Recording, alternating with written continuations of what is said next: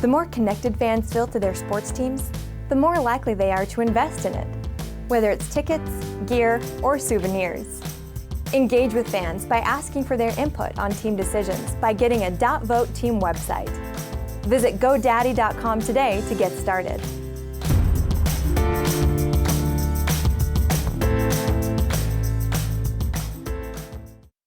FanDuel is proving some media is a scam. I'm negative on the Knicks, and I'm positive Shedeur Sanders is screwed. It's all next on Gordon Damer on Sports.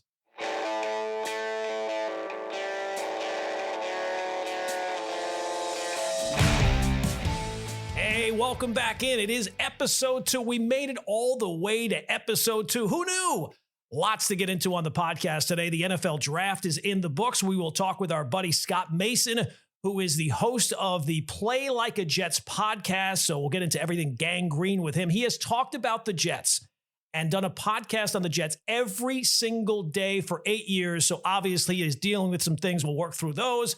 We'll get into the Knicks playoff series. We got 3 and out. Ton of fun stuff too. But we start today's podcast with the headline. Shedeur Sanders is screwed, and it's probably his fault. Is that too long for a headline? I'm not sure, but that is the headline. ChatGPT, what is a better headline? The 2025 draft is in the books, and the good news, everyone, every team, top to bottom, they all made the right picks. Isn't that amazing? Isn't everyone impressed? They've all gotten it right. It doesn't even seem possible. It's like winning the Powerball 32 times in a row. Every NFL team did an amazing job. Everyone, pat yourself on the back. You all did it all perfectly. Amazing job.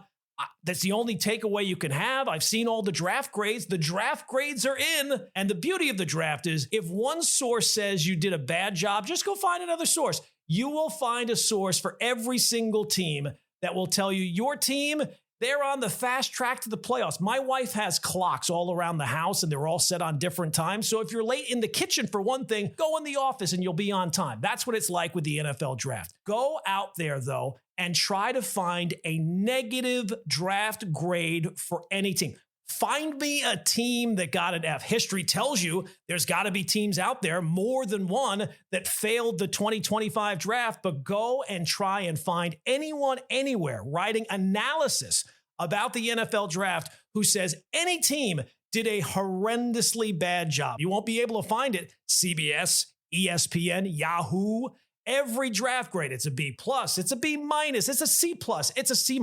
You won't even find a D, never mind an F. And I would just simply say, where were all these grades during my academic career? I certainly could have used a few more B+ and B-. I saw a New York Post headline the other day, and it wasn't even the main headline, but it said Browns Giants clean up at the NFL draft. I can assure you that is not true. The Browns and the Giants both cleaned up at the NFL draft. Are you sure? That should not just be a headline. That should be the headline on the front page of the paper and in man walks on the moon type print, giant bold letters. Maybe the Giants cleaned up. Maybe the Browns cleaned up. I doubt that the Browns did, but both teams, there is absolutely no shot. And I can say this because I am relying on history. I have the perspective of time. Teams that clean up are the teams you know are well run going into the draft. Yes, they prove it in the draft, but you already have some evidence that these clubs are well run. It's the Eagles, it's the Chiefs, it's the Niners, it's the Bills, it's the Ravens. So I can give out draft grades without really needing to see even who they drafted. Just tell me the team, and I can tell you probably pretty closely how well they did. And I can tell you for sure there are absolutely some failing grades. Next year, there's going to be a team picking first after winning 2 games. Someone failed somewhere, but first things first. The online sportsbooks, I realized during this draft, they have proven some media members are just completely full of it. Now, if you partake in some gambling, you can look at the odds of the draft before the draft and even during the draft. And on the day of the draft, there were still people in the media, respected media people, floating Shedeur Sanders and the Giants. The Giants are still weighing Shedeur Sanders. when it was clear that was not happening. Abdul Carter is minus 15,000 on FanDuel, but I'm supposed to believe the Giants are still contemplating Shedeur Sanders? It's ridiculous. And it just shows you that some media types cannot be trusted. Back before online gambling, maybe that nonsense would get some real traction, but the online sportsbooks put real money into the equation. It's why the draft this year, I think, was just so predictable. Twitter ruined draft night because the picks show up on Twitter before they show up on your TV screen. And online sportsbooks are weeding out a lot of the nonsense smoke you hear leading up to the draft. But today's headline is about Shedeur Sanders and that he's screwed and it's probably his fault. And if you watch the draft this year, you know that most of the talk during the draft, certainly after round one, but certainly part in round one too, was about Shedeur Sanders. Mel Kiper Jr. was absolutely unhinged about Shedeur Sanders. Did I miss where Mel has this unblemished track record of nailing quarterback success or failure? You would think that the guy who was touting Jimmy Clausen was going to be a 10-year vet would have a little bit more of a measured approach or just be slightly more humble. But it wasn't just Mel. This should not have happened to Shedeur Sanders. It's disgusting what happened to Shedeur Sanders. Why exactly is that?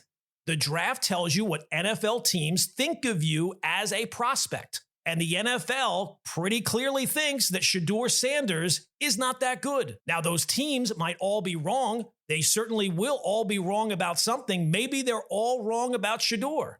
But the NFL was pretty much in unison, in agreement that Shedeur Sanders is not going to be the next great quarterback in this league. Even the team that drafted him didn't really seem all that interested in drafting. Did you see Andrew Berry's face when they drafted him? He looked like he was at a funeral. The NFL made it crystal clear. They see a guy who was a very good player in college, great production, but with a limited ceiling. He's very polished, but what about his potential? The NFL draft is all about potential for these teams. How much greater will you be on the next level? It's why Anthony Richardson was drafted 4th overall by the Colts. It was a dumb decision, but they were projecting what he could be at the next level. Shedeur is not a dynamic athlete like his dad. The measurables don't measure up on that next level.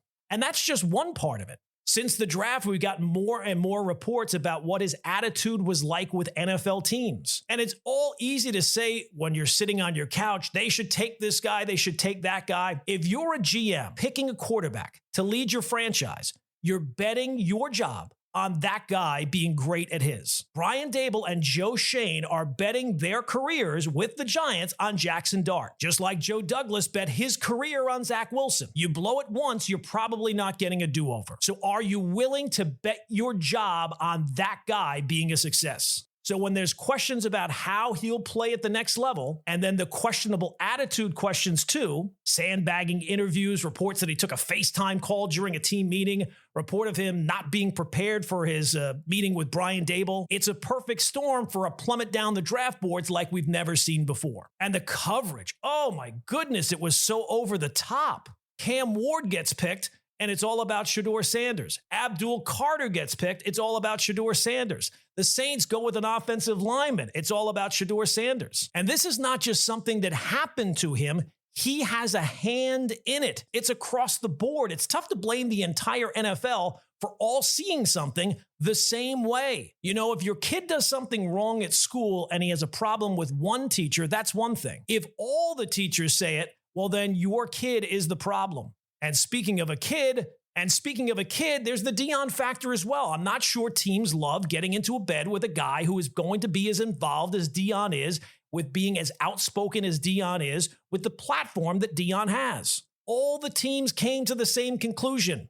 They did not want to take the chance. But moving forward, a lot of people think now, well, Shedeur is going to show them. You're going to hear about being motivated and chips on his shoulder and all these similar talking points. But why I feel confident in saying that Shedeur Sanders is screwed is because look at what he's dealing with. The odds of him panning out in that situation are astronomical. First things first, he was drafted by the Browns. That's already one strike against you. He was drafted by the Browns in the 5th round, strike 2. And he was drafted by the Browns in the 5th round when the team selected another quarterback in the 3rd round. I don't know that that's strike 3, but quarterbacks are not finished products. They need support to develop. You know, big NFL bros will tell you, you don't need to draft a quarterback in the 1st round, or you should draft quarterbacks every single year in case they work out. And then they'll tell you some guys who got taken outside of the 1st round, and they'll come up with the same names year in and year out. Well, Tom Brady was a 6th round pick. Russell Wilson went in the 3rd. Jalen Hurts in the 2nd.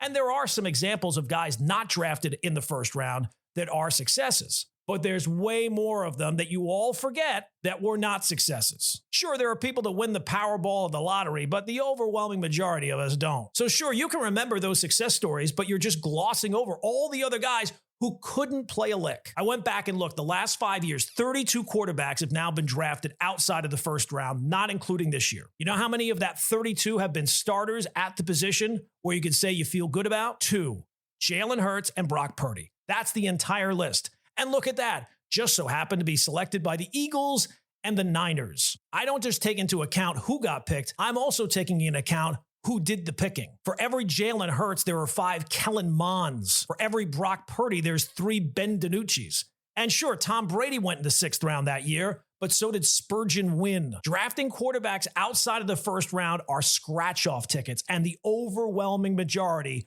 are going to end up on the ground in pieces. Last 5 years, 32 guys, 2 of them drafted. That's what, 5%? So the fact that Shedeur is in Cleveland, which might be the worst situation in the league. Like if I told you you had a son who was going to be an NFL quarterback, where do you not want him to go? If we were playing the Family Feud and the top 5 answers were on the board, the number 1 answer would be Cleveland. So he's in Cleveland. He's a 5th round pick. They got 5 quarterbacks on the depth chart. They drafted another guy in the 3rd round, and the staff did not exactly celebrate that selection. To me, it really made no sense for Cleveland to draft any quarterbacks. By moving down in the 1st round and getting another 1st round pick for next year, Cleveland made it clear they're stockpiling assets for next year's draft. So if they're bad next year and the revolving door at quarterback is not the answer, which it almost certainly is not going to be, they're going to be back in the quarterback market again next year. And do you think that they're going to hold back on selecting a new quarterback because of the one they took this year in the 5th round? So maybe Shedeur will get his shot with the Browns, but I think his shot is already shot. And this kind of applies to a certain degree to Jackson Dart too. You take a look at quarterbacks taken in the 1st round, but that bottom 3rd of the 1st round, 20 to 32, yeah, you'll find a Jordan Love. You'll also find Kenny Pickett or Paxton Lynch or Rex Grossman or J.P. Lossman or Brandon Whedon. So maybe Jackson Dart will be the exception, but the history and the odds are against it. It is Gordon Damer on sports, and with the draft now in the books, we have to talk some Jets draft, and who better to do that with than the host of the Play Like a Jet podcast, Scott Mason, who has been a good friend for a while now. Scott, thank you for giving us your thoughts on everything gangrene and jet related in terms of the draft. Gordon, it's an honor to be on with you, man. Looking forward to chopping it up. All right, before we get to anything, you have been doing Play Like a Jet podcast every single day for almost 8 years. It'll be 8 years in June. Have you considered what impact talking about the Jets and podcasting about the Jets every day for 8 years has had on your physical and mental health? It's funny you say that because at my last physical, my doctor said, have there been any changes to your health in terms of anything hazardous? And I said, yeah, the Jets.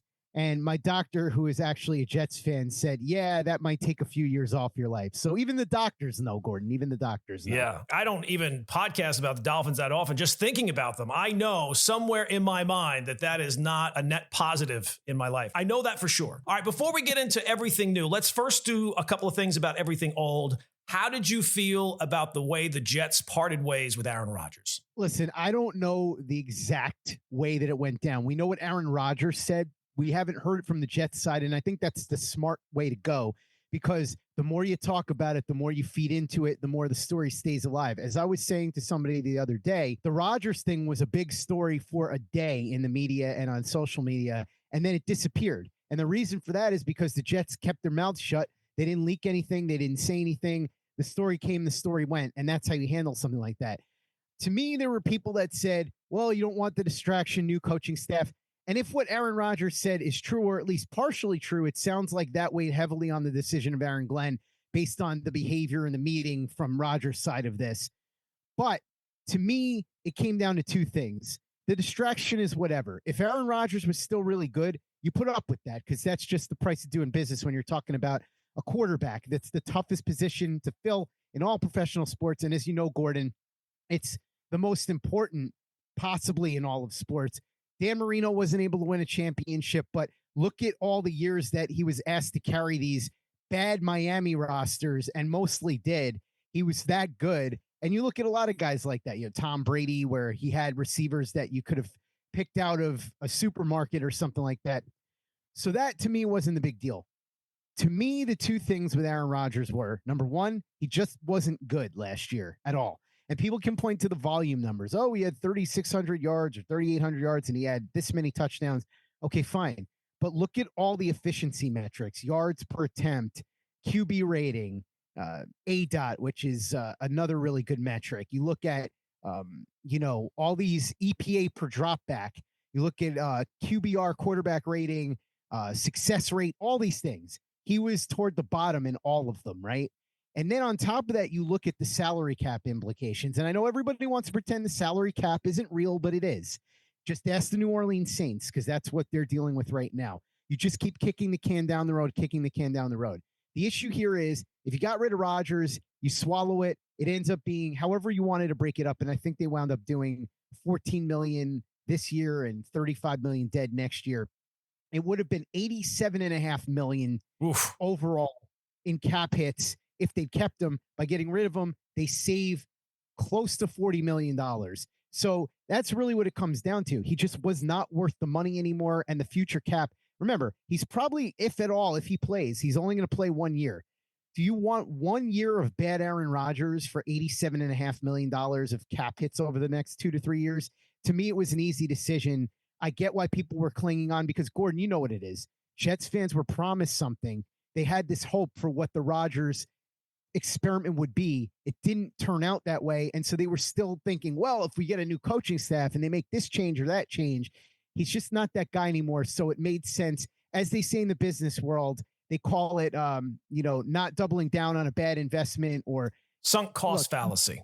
Sunk cost. Yeah, exactly. The sunk cost fallacy is what I was looking for. You don't want to double down on a bad investment. And so I think that was the right move. I just looked at it as a toxic relationship. And anytime you try to end a toxic relationship, it's probably going to get ugly on one side or the other. But the best thing you can do is get out sooner rather than later. It's just going to make it worse. But I think the Jets absolutely nailed this decision in that that's the past regime's problem. They don't need to make it their problem too. So I think the way they handled it, I think that the Jets made the right move. The reason why people will look at this and say, well, you got rid of Aaron Rodgers for Justin Fields. I mean, come on. How could you do that? The reality of the situation is the Jets were absolutely going nowhere with Aaron Rodgers. Absolutely. They were at most going to win 7 games, right? Let's say. Now, you bring in Justin Fields. Let's say there's a 5 or 10% chance that it all clicks for him and he turns into the quarterback that everybody expected him to be out of Ohio State. Let's say 5 to 10% chance, okay? Because I'm being realistic here. That's still 5 to 10%. That's a greater chance than any of these other quarterbacks, including Rodgers, were going to give you. Because if you hit on Fields, if he does overcome the struggles early on, and we've seen flashes, so it's not like this is John Beck, sorry to dig open a wound, or even Zach Wilson, if we want to go the Jets route. He's had his moments. So if they can open that up, great.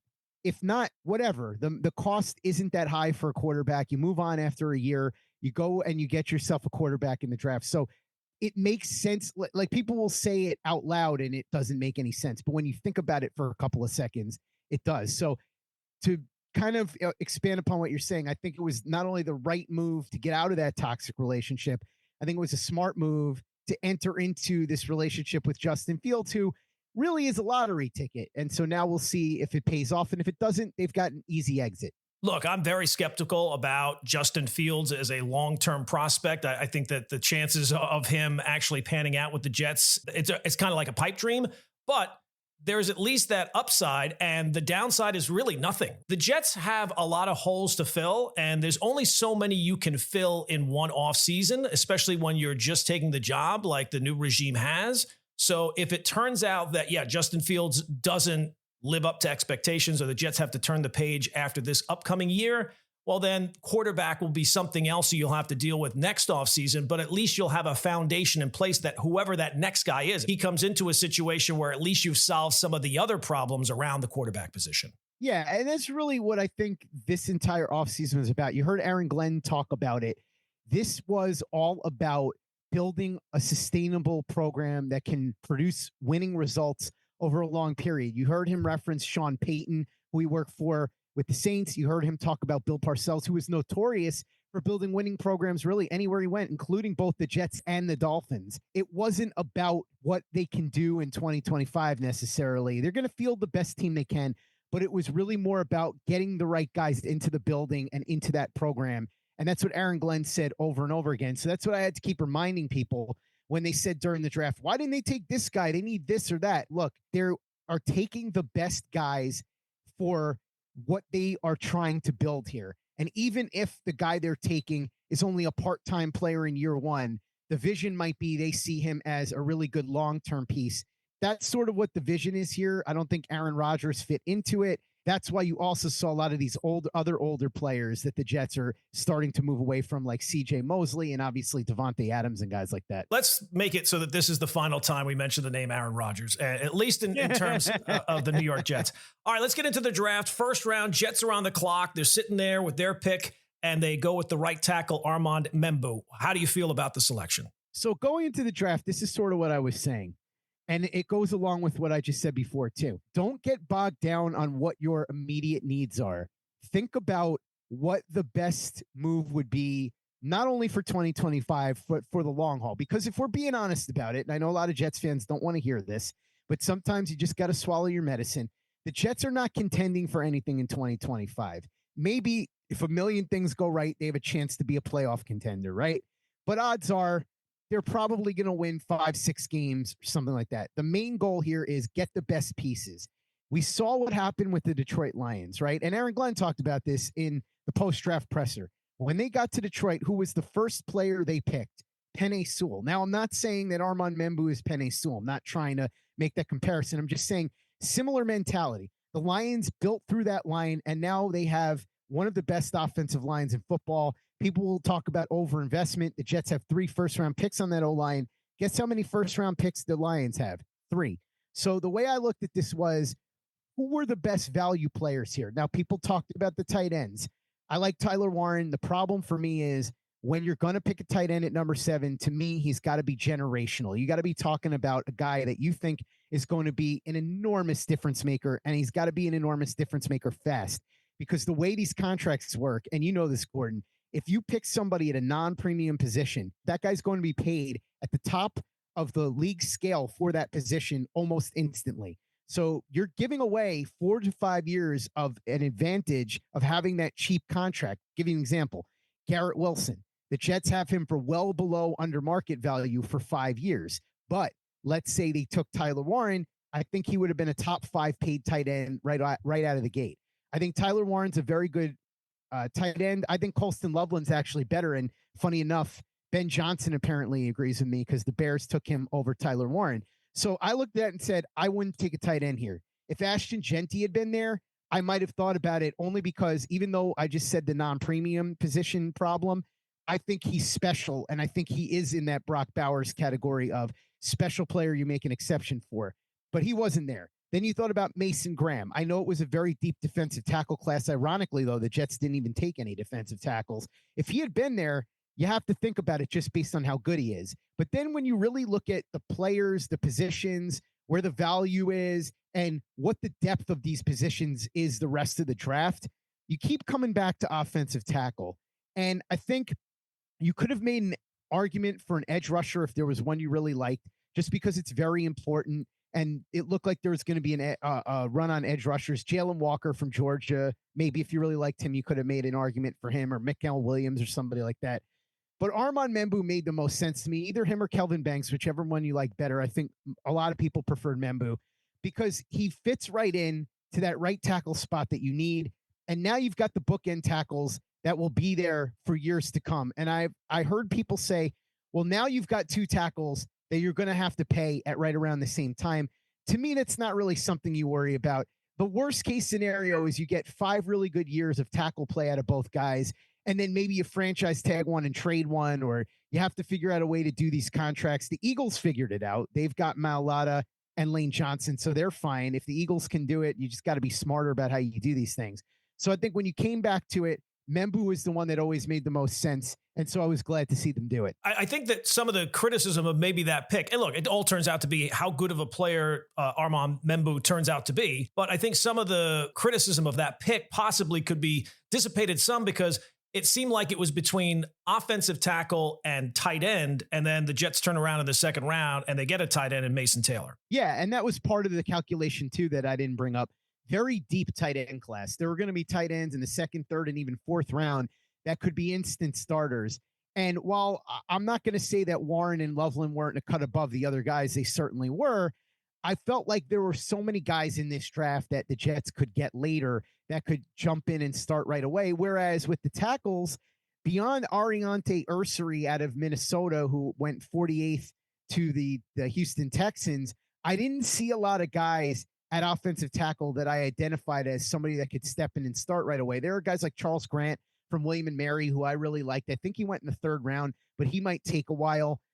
Anthony Belton from NC State, pretty good player, but I'm not sure that he's going to be ready to play right away. Membu is plug and play, and that's important. One of the ways I think bad organizations run into trouble is that they draft based on what the ceiling is, right? Like they see what the best version of a player is, and they never consider what the floor is, just in case they don't reach that ceiling. It seems like the Jets, they had a very safe draft. It didn't seem like they were making a lot of reaches outside of maybe Arian Smith a little bit because of some of the things there. It seemed like they had a very safe draft. How do you feel about the draft overall and the draft strategy? Yeah, I think you're right. Other than Arian Smith, I thought pretty much all of these players were safe picks. It's funny because day 1 and 2, the Jets picked very young players, guys that are 20 years old. Armand Membu, Mason Taylor, and AZ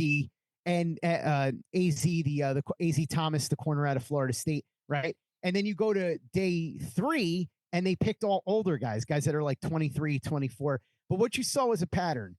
Guys with upside, good athleticism, team captains, high character. These are the quintessential Bill Parcells type players that make sense because Bill Parcells is Aaron Glenn's mentor, right? And so I thought overall, the only one I didn't like was Arian Smith. If he turns out to be good, great. That's a bonus. Right now, I'm a little nervous about it. He's an older player, a lot of injury issues, had a ton of drops at the University of Georgia. And it was funny because I reached out to somebody I know that has pretty close ties to the Georgia program. And his response to me was, fast as hell, can't really catch. Hopefully the coaches can coach him up and help him fix that drop problem. So that's the one that was, like you said, a little riskier. But look, Malachi Moore, that's right around where you would have thought he would go. He's somebody that could develop into a starting safety, team captain, second team All-American at Alabama. Mason Taylor, somebody that most people thought was at worst the 4th best tight end, but most people thought the 3rd best tight end. A solid blocker with room to grow, good receiver, great hands. You know about the pedigree, Jason Taylor. His uncle is Zach Thomas as well. So you get that. Armand Membu, like you said, high ceiling, but also you know that the floor is pretty high too. Gave up no sacks according to him. Officially they listed as 1 sack at Missouri, second team All-American, all SEC selection. His measurables were off the charts as far as wingspan, and then also the testing. He wasn't as tall and his arms weren't as long, but the testing was great with the speed and the agility and all of that. And then you look at guys like Tyler Barron, who, again, very safe pick, productive player, both Tennessee and Miami. Not going to blow you away necessarily, but he's a guy that could come in, help a little bit with a pass rush, maybe seal off the edge a little bit, be the replacement for Michael Clemens, who a lot of people don't like very much. So, yeah, I think your assessment is right on target. There were guys that you could quibble with on day 3, I think. But ultimately, I think the players they got are all pretty good and pretty safe. I think at worst, they should all compete for some playing time. We'll see with Smith, but I think most of those guys will compete for some playing time. And maybe you get a starter out of the bunch with somebody like Malachi Moore. You're sitting there, especially after day 1. The story of the draft was Shedeur Sanders. Was there ever a time when the Jets were on the clock? This might be the time to make a move for Shedeur. So me, yes. And I'll tell you why. I like Shedeur Sanders more than a lot, not quite as much as Mel Kiper. No, no one does. I don't know if Shedeur Sanders likes Shedeur Sanders as much as Mel Kiper. I think Deion Sanders might have called Mel and been like, Mel, he's not that good. Calm down, calm down. The thing with Shedeur Sanders is, and look, you don't want to get carried away with ceiling like you just said before, Gordon. However, ceiling is an important part of it too, especially when you're talking about a quarterback, because when you're drafting a quarterback really high, you want a guy that you think could become one of the top quarterbacks in the league. And I think the issue with Shedeur is physically, he's pretty average. His arm is pretty average. Athleticism wise, he's pretty average. He's not somebody that's going to kill you with his legs. He's not even really Jackson Dart. People sleep on him. He had 600 yards rushing at Ole Miss. So Jackson Dart's a guy that can hurt you with his legs quite a bit. Sanders is not that guy. He's more like a Derek Carr in that regard, where he can use his legs to buy himself some time and maybe occasionally pick up a first down, but he's not going to really kill you. And his arm, like I said, very average. His thing is, he reminded me actually a lot of Tua. Not the biggest arm, but great timing, precision, accuracy, smart decision-making in the right system.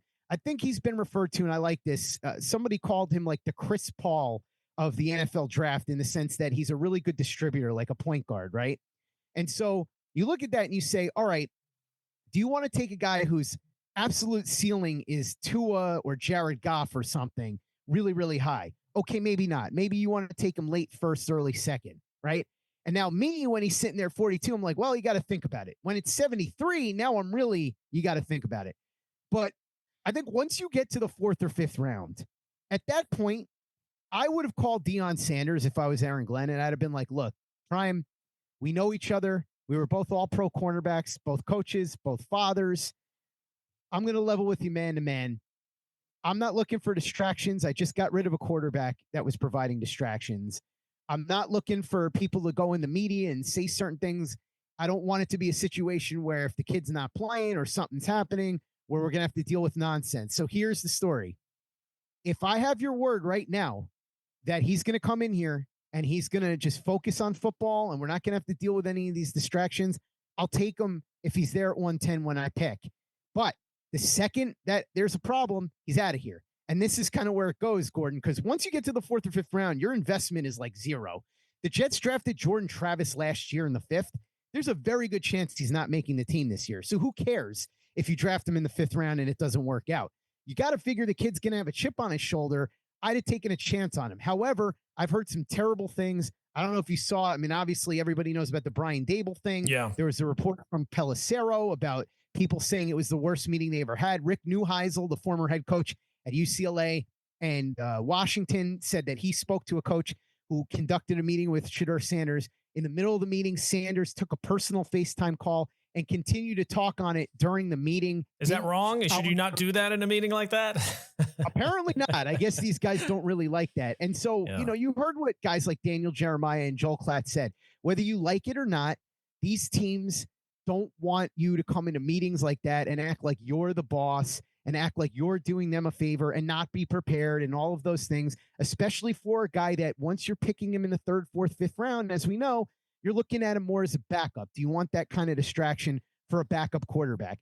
And so I understood why the Jets weren't going to take him. And my understanding of it from somebody who I know who generally has pretty good information is that he was never on the Jets board. I kind of disagree with that, but I understand the decision there. I heard people say, well, what if Justin Fields starts off poorly and then people are screaming for Shedeur?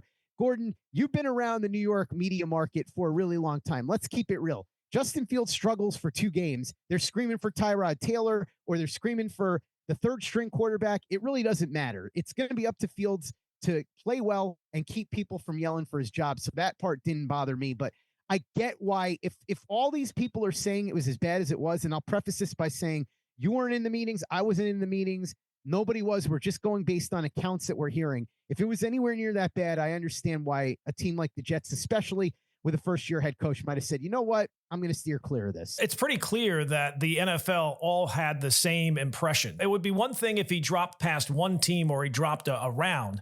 The fact that he dropped to the 5th round, where the talk was he might be the 3rd overall pick, tells you the impression that he was giving was pretty universal throughout the league. Yeah, and it's funny because you look at, say, Mike Tomlin, who passed on him a bunch of times. And the Raiders with Tom Brady, who has a really good relationship with him, they passed a couple of times. So at that point, you're thinking to yourself, all right, something's going on here. And the way I look at this is people have been comparing it to Johnny Manziel or Baker Mayfield. Baker Mayfield was a much, much, much better prospect than Shedeur Sanders. That's why he went number 1 overall. And the thing with Baker Mayfield is he didn't come across poorly in meetings. Nobody ever thought that he had that kind of issue. The issue with him is that he was cocky on the field. He did have an off the field incident. I remember that he ended up getting carried away. I think it was at some sort of student thing or whatever, but there wasn't any kind of like, oh, this guy is going to cause some sort of distraction or whatever with, a podcast or something like that. But he was also just a much better prospect. With Manziel, my theory on this is, number one, he was picked to be a starter, which I never understood at the time, but I think teams learned their lesson from Johnny Manziel. Look at that documentary that came out, I think it was last year, where he admitted he put in no work. We heard about how he didn't take these meetings seriously. And so look at what happened to him, and he was a massive failure. And let's not say that this was a year or two ago. We're talking about over a decade ago. So teams learned a lesson from that experience. Ryan Leaf has talked about this a lot. Now, Ryan Leaf went 2nd overall in the draft after Peyton Manning. He had incredible physical tools, much better physical tools than any of the 3 quarterbacks I mentioned, including Baker Mayfield. But he has said that even he wouldn't have drafted himself if he was the guy that was making the decision based on his behavior at the time. He wasn't taking things seriously. He was not really doing his prep work for interviews. He wasn't even really staying in shape. I think he said he weighed in at 268 pounds at the workouts. He went as high as he did because people were so enamored with his physical talent, like a Jamarcus Russell would be another one, that they just picked him despite the warning signs. With Sanders, I think what they looked at him and said, okay, mediocre physical talent.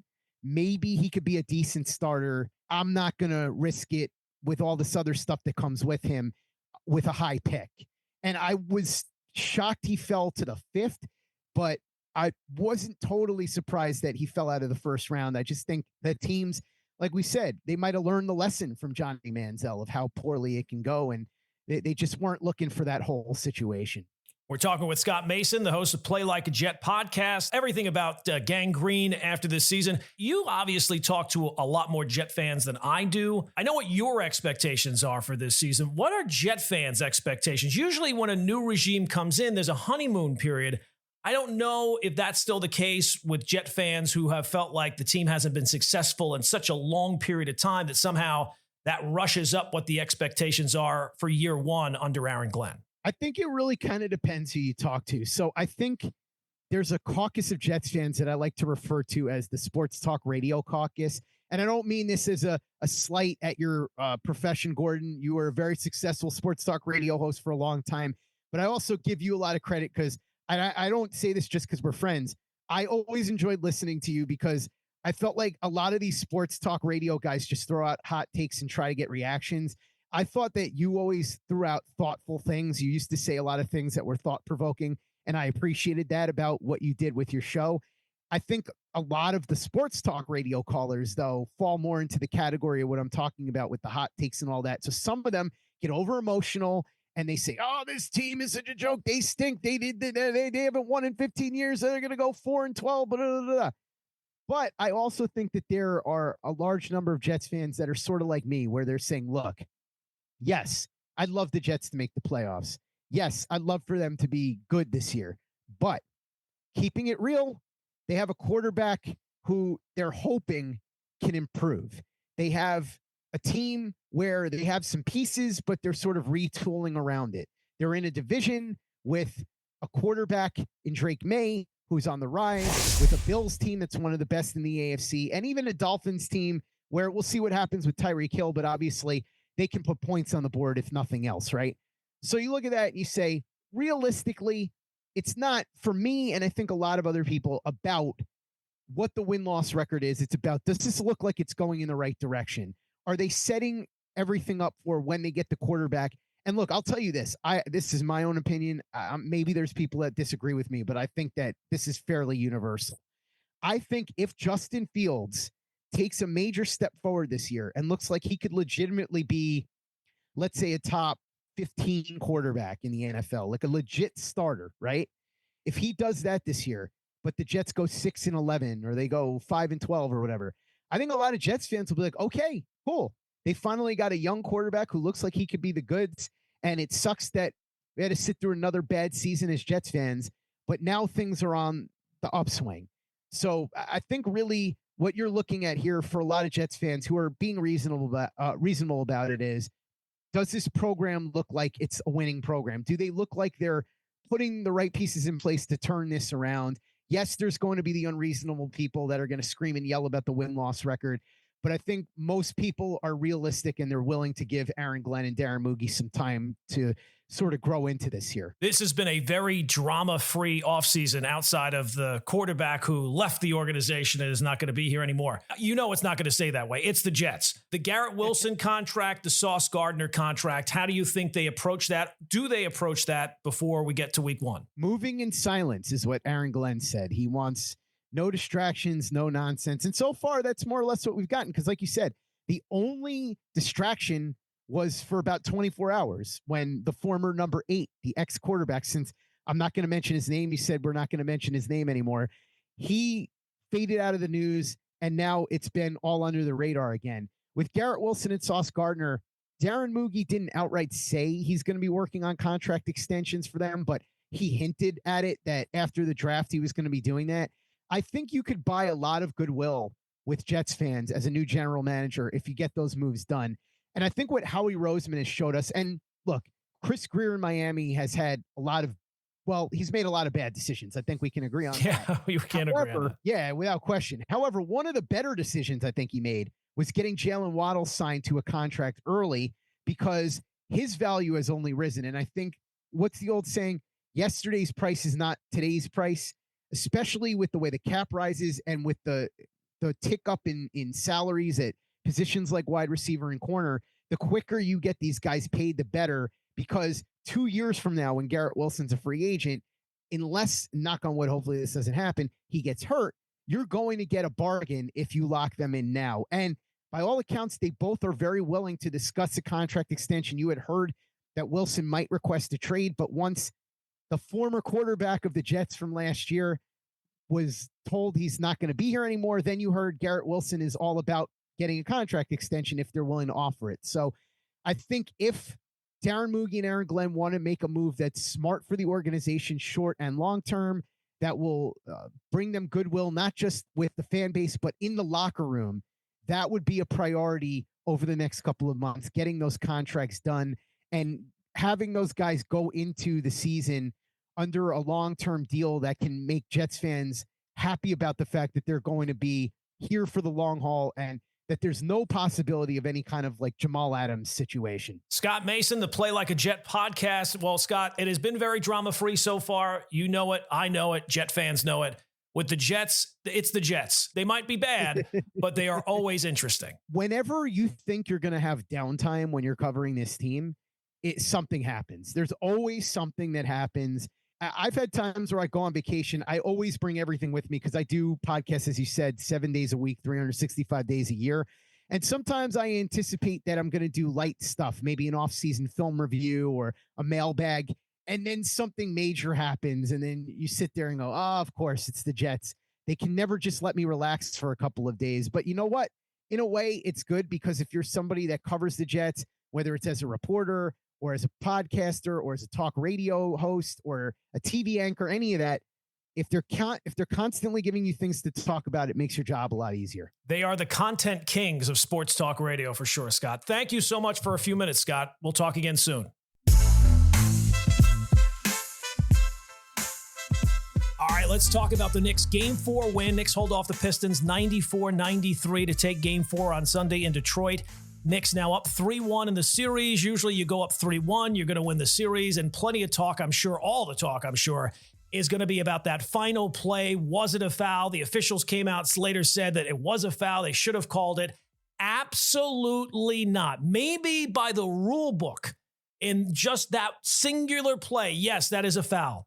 But the officials set the tone for what kind of game it is going to be. And based on the way they called that game for the first 47 minutes and 50 seconds, That was not a foul. All you want in any sport, baseball, football, basketball, hockey, badminton, whatever, is for the officials of that sport to call the game, the match consistently from start to finish. You don't suddenly switch it up at the end for the final play. That's when it's ridiculous. Those refs on Sunday let the Pistons and Knicks play. It was a rough game throughout.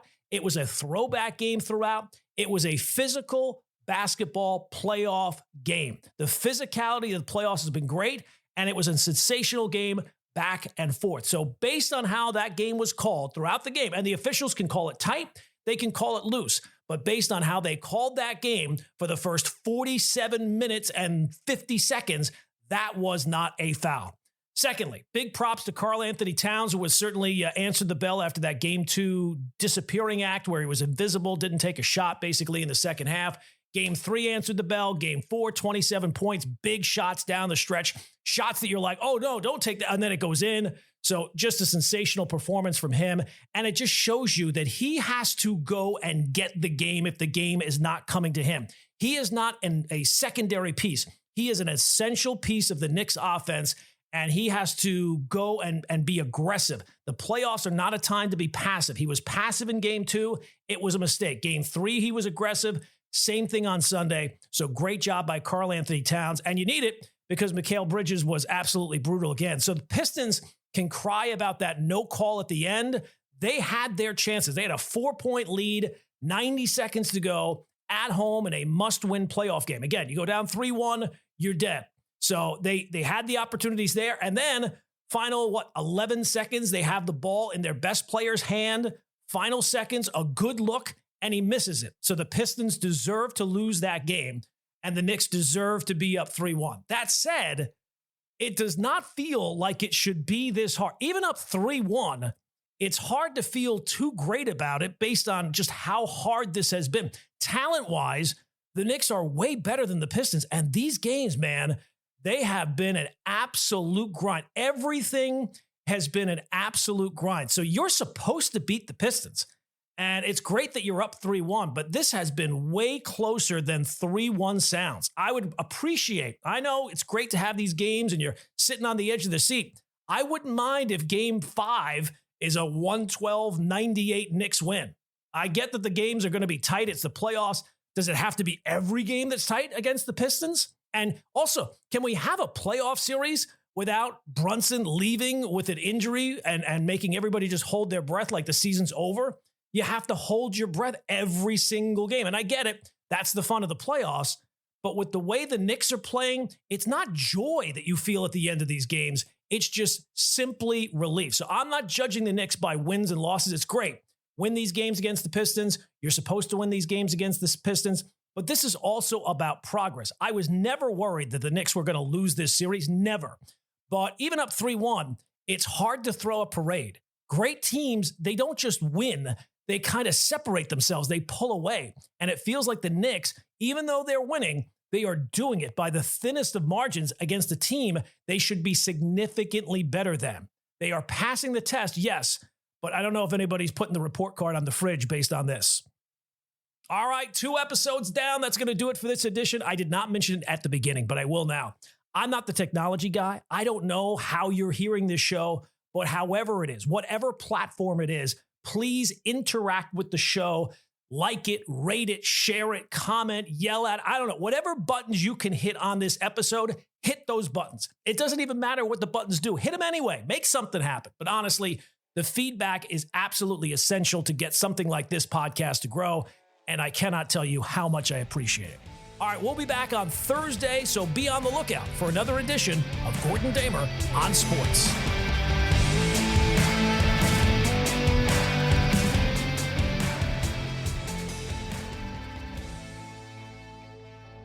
Marketing for a sports team? Can't quite think of a way to engage loyal fans as much as you would like?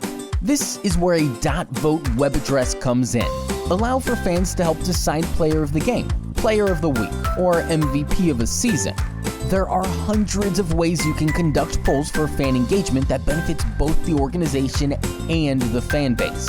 Visit www.godaddy.com and purchase www.yourteam.vote.